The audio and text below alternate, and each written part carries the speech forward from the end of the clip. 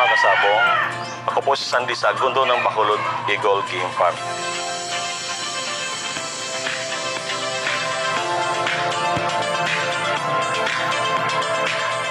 Nandito po tayo ngayon sa breeding area ko.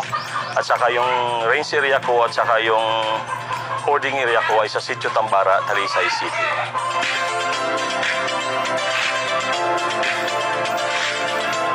Yung story po ng pagmamanok ko, since elementary, sinasama na po ako ng tiyuin ko. Ito mahilig sa pagmamanok. So, doon nag-start yung pag-alaga ko ng manok. Since grade 5 hanggang high school, nag-alaga ako ng that time. Hindi ko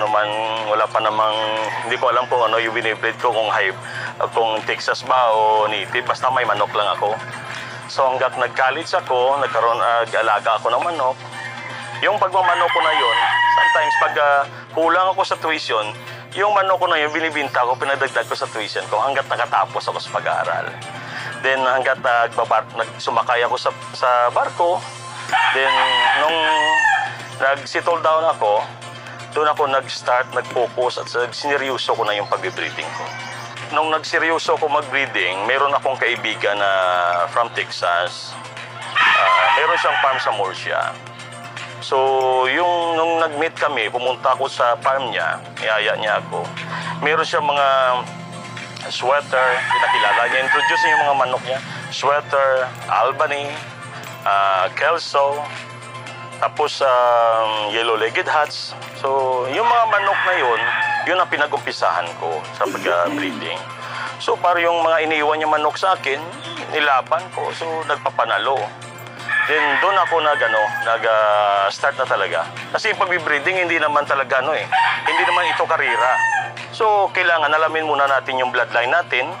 Kung maganda yung record, saka natin paramihin. Test muna natin. Then nakagkaroon ako ng farm sa bundok.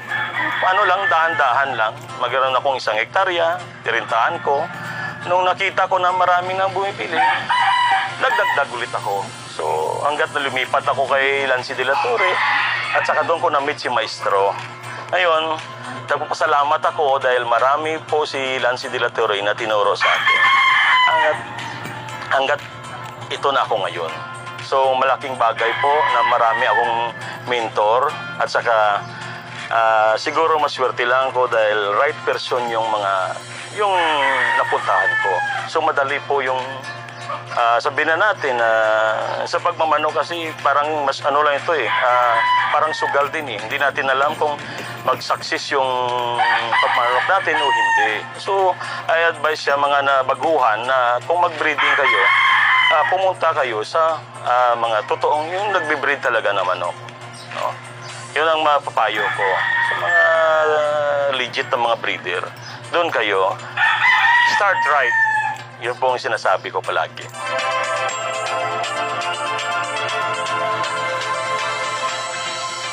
Yung main bloodline ko po rito ay Kelso na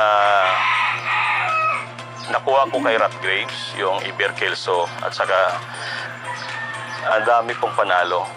So, I'm so happy na nakikita ko yung bumibili sa mga manok ko, yung sa Kelso na yan, yung Iber Kelso. Nagpapanalo. Last year, mayroon akong dalawang malapit sa akin. Naglaban po sila sa stud. 11 out of 11 at saka 9 of 10. Yun po yung record. The other year, meron din nakakuha sa akin, nag-champion din sa Salpukan. So, marami pa. Pero yung bloodline ko dito, nung nakuha ko talaga, nung hindi pa ako nakapunta kay Jim, meron akong yellow-legged hats. Yung yellow-legged hats, yun ang foundation blood ko dito. Yung na-infuse ko sa sweater, nakuha ko kay Ding, kay Larry Romero, at saka yung last kay Red Game Farm. So, yung mga nakuha ko na mga material nun, pinaglaro-laruan ko kung saan magninig.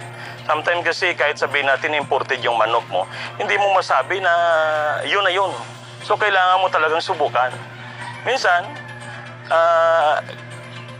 sa pagbe-breeding, kailangan talaga yung manok mo palaging kailangan healthy sila. Number 1, healthy talaga yung manok. Kasi pag hindi healthy, pagdating sa labanan, sa basahan, talagang bibigay sila talaga. So, yun na nakikita ko.